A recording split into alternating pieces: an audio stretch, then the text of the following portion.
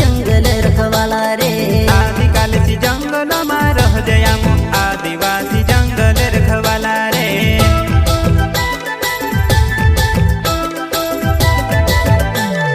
चल जंगल जमीन काज पूजे रे आदिवासी दुनिया ने रखवाला रे। बाप देव खतरी काज पूजे रे आदिवासी सबसे निराला रे।